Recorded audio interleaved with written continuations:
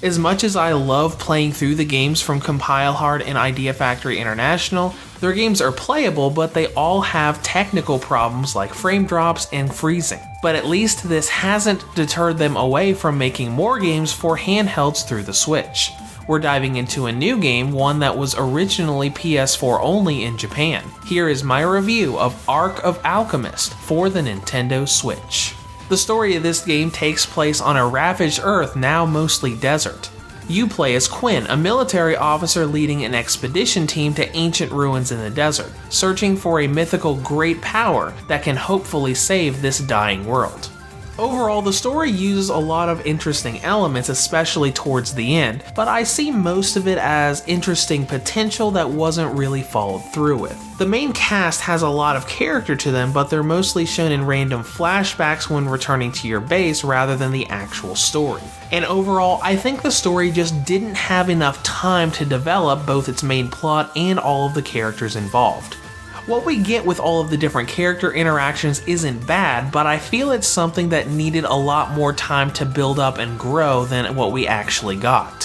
When it comes to gameplay, this is a hack and slash action RPG. As you play through the game, you'll be trekking through 3D areas and dungeons and fighting enemies in real-time combat.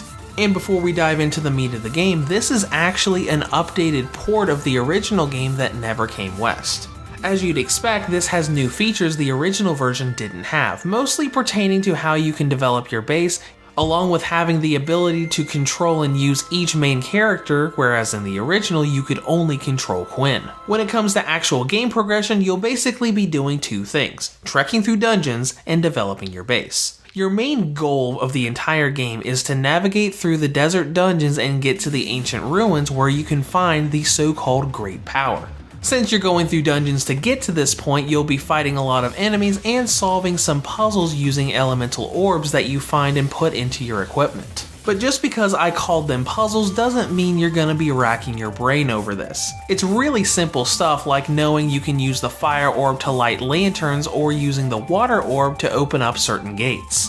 It really just boils down to, here's this thing on my map, let's cycle through the 4 orbs to see which one activates it. When we get to combat, you'll be doing a lot of hacking and slashing, making this game feel much more like a Muso or Warriors game than an RPG. The main pull of this system is that every weapon that you can equip to your character has 2 different kinds of attacks. The swords Quinn can use, for example, can do lengthy short-range melee attacks or long-distance magic attacks.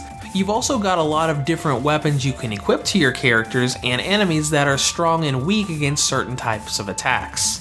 This gives you a bit of variety in what you can do with the different weapon types and styles, but still adds to that Muso or Warriors feel. Now the other thing you'll be doing in the game is managing and developing your base. There are tons of warp and camp points in the dungeon areas that let you go back to your base and develop it. Here you can use all of the money you gain from battle and selling items to do a lot of different things, from installing facilities in your base to increase what all you can buy and equip, to using money to develop your characters. On top of gaining stats from leveling up in combat, you can use materials and money to increase character stats and learn passive traits.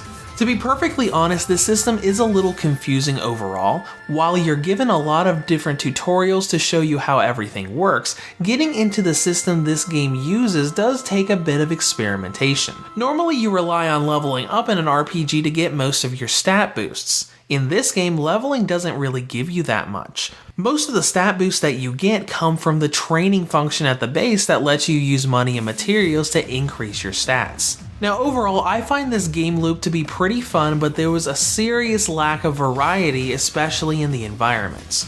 Almost all of the areas are deserts, and honestly that does fit with the whole planet desolated by war theme of the game.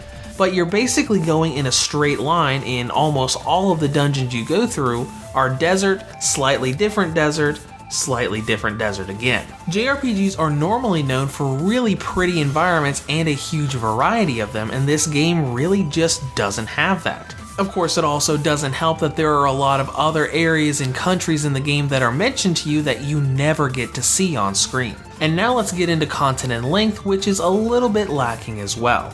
As far as RPGs are concerned, this is a very short game, clocking in at only about 10 to 11 hours for a single track from start to finish. Granted, the price is set at $40 instead of the standard $60. 10 hours of gameplay outside of the post-game dungeon really just sends the message that it's probably best bought on a sale. And as we dive into presentation, we see more points that lead to that buying on a sale option. Graphically, all of the character models look nice and smooth, but there is a serious blurring option as you're playing through the game. When you're moving through the dungeons and the camera moves closer and farther away from the characters, it will constantly blur and unblur things close to the screen and things far away from the screen.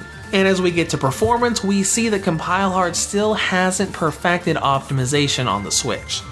The frame rate in Ark of Alchemist is pretty random across the entire game. In docked mode, it's relatively smooth but chugs and slowdowns quite a bit. And in handheld mode, it's a lot worse, easily slowing down to slideshow level freezing in many areas. And unfortunately, from what I've heard from other reviews, the PS4 version is the same way. Combining this with the very noticeable input lag the game suffers from, it's a very difficult RPG to play through, especially considering its real-time combat.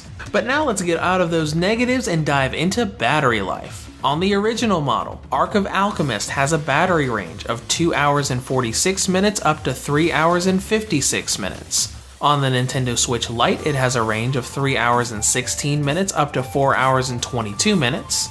And on the V2 or Redbox 2019 model, it has a range of 4 hours and 3 minutes up to 6 hours and 3 minutes.